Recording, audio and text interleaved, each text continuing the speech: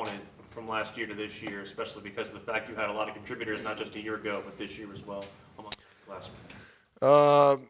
Well, you know, last year we had some of these guys, like Ross only played one snap last year. Cervenka, I think he played one snap last year. So they kind of overcame their coaching last year in this game. I think ETN only had 8 touches. So I lost my mind when I went back and watched the game. But anyway, those guys have done great.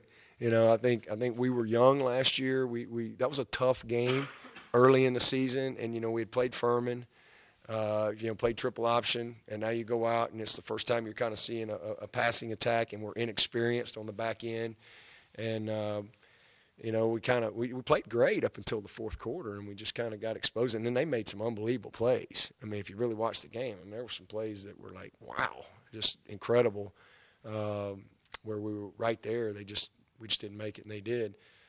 But I think our growth and maturity is pretty obvious in those guys. I mean, you look at Denzel, you look at Nolan, you know, Skowski. Skowski, I don't think, played in that game last year. Chad and what he's done with his growth and development. Isaiah Simmons was a first-year starter, really playing in his kind of first big game last year, and he's still learning how to line up. So we're just much more disciplined.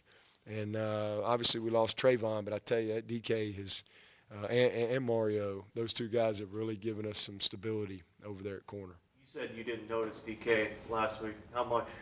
Yeah, I noticed him a lot today because they kept throwing at him.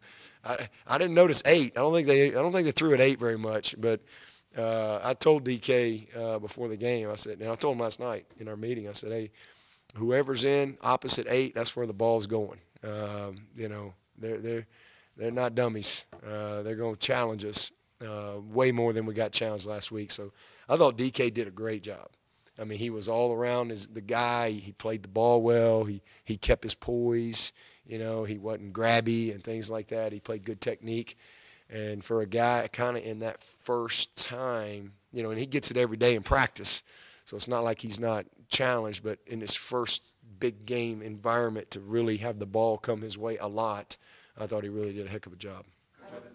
Deliberately didn't mention during the week, but I think it's 5 straight games now that you won the turnover margin. In the past, you had to win a lot of games in spite of the turnover margin, not because of it. But how nice is it to have that kind of working in your favor? Yeah, something we talk a lot about. I think we were even today. Is that right? Were we even? Were we even the margin? Yeah, we were even. We had 1. They had 1. But did we have 2? You got the interception and the fumble, did you not? I missed 1? Yeah. Oh, yeah, we had the fumble. Yeah, we did. Yeah, we're +1. Yeah, thank you. Ross, sleeping on the job. I said, Ross, we win the margin? We're even. I said, I didn't even think about it. Yeah, we did. That gummit, we had that fumble. I think Nolan Turner caused the fumble. I think he caused it. Yeah, and then we had to pick. +1. That's right. I love it. Yeah, you know, we talk about that every week. You know, Tanoga Tuesday, that's always our turnover day. We talk about it and taking care of the ball and winning that margin. I think I was going over the stat, and I think it might be it's either since I've been a head coach or since like 2011, but we've won like 94% of the time. But when you add, if you have at least 2 more big plays than the opponent, you win 98% of the time. So it's a huge part of our plan to win and what we talk about. But yeah, it's big. It's big when you can come out on the plus side of things. And then not only that, we've scored off of turnovers, and that's like a astronomical number. Whatever we've scored off of turnovers, we've had 1 million points, and we haven't given up many. In fact, I don't know. What is it? 69 to nothing off of turnovers in the last, whatever. Wow. So that's complimentary football, and that's what we talk about all the time. Bad things happen, but it's what do you do with it? So they have a turnover, complimentary football, we go score. We have a turnover, we get a stop. And, man, you win a lot of games that way. So it's a huge part of our plan to win. It's something we talk about every single week, and obviously you can measure it. There's history with Florida State Jimbo, that battle that you guys had, but last year you had 1 game of Texas A&M Jimbo footage to go off of. This year you have a whole season's worth of it. Was the difference evident in what you saw here today of how your players knew what was coming and reactions? No doubt about it. We didn't. That was a hard game last year. It was really hard. I mean, going into the game, again, we're coming off of a triple option prep, and then you spend your whole time studying Notre Dame, because that's where the D coordinator come from, and you're studying Florida State. And it's just hard. And then you get in the game, and there's some unknowns, and you know, it just kind of is what it is this time of year. You don't really know what the identity of their team is or their personnel. So, yeah, it was, you know, to be able to study 14 games, 13 last year, and their opener against Texas State, to have 14 games, you can really, you know, get an identity of the team and also their personnel, and vice versa. You know, I mean, they certainly knew a lot more about us last year than we knew about them, but that was definitely helpful in our preparation this year, for sure.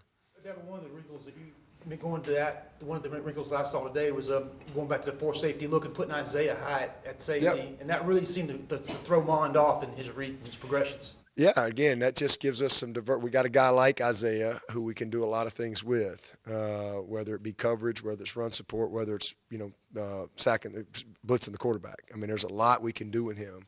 And so, yeah, just that the ability to get Denzel in the game or Nolan in the game and give us another, you know, a little more speed on the field, but then also have the ability to have that hybrid guy in Isaiah to kind of let him, you know, play middle field, be a spy. You know, there's a lot that you can do with him. Is something that I think, you know, hopefully caught him off guard a little bit today.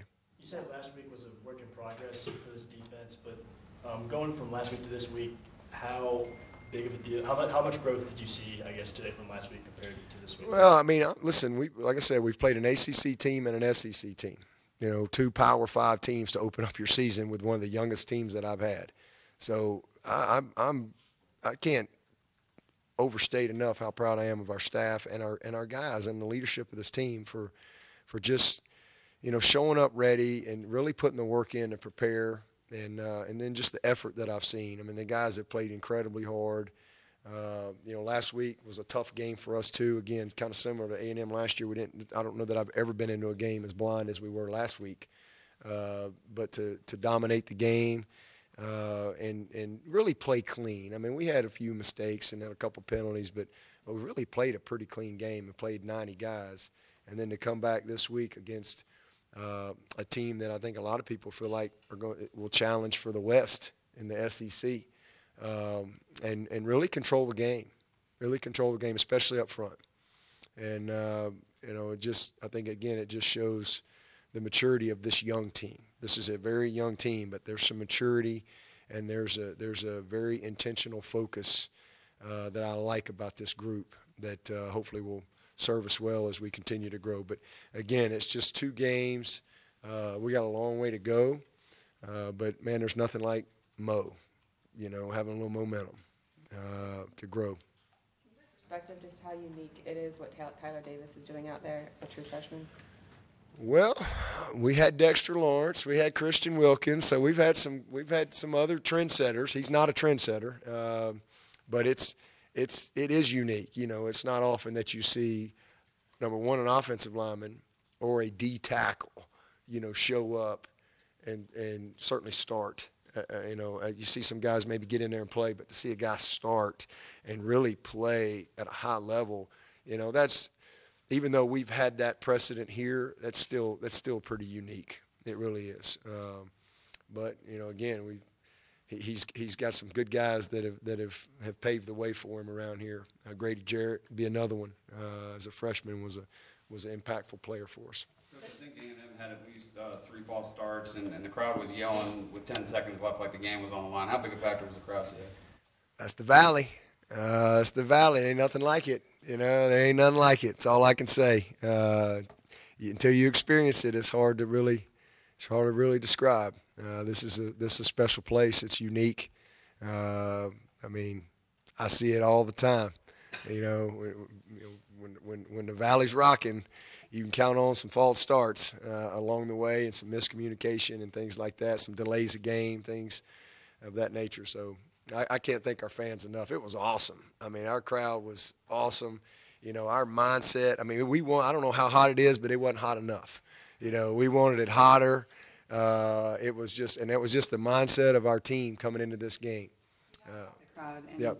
keeping them in the game. I was able to catch up with your DJ before the game, and how does music play a role in keeping the crowd and the players pumped up? DJ Shea, DJ Shea. he's famous, man. DJ Shea. DJs are not always. Yeah, you know, we just started that. I guess. Let's see, what is this? 19? Probably about 12 or 13, something like that. I started bringing him out to practice some, and I didn't even know who he was. I said, hey, y'all find me a DJ. This is liven up practice a little bit, and so I was like, I'm gonna try. So we brought him out to some camp practice and stuff, and I kind of liked him. And next thing you know, we well, you know what?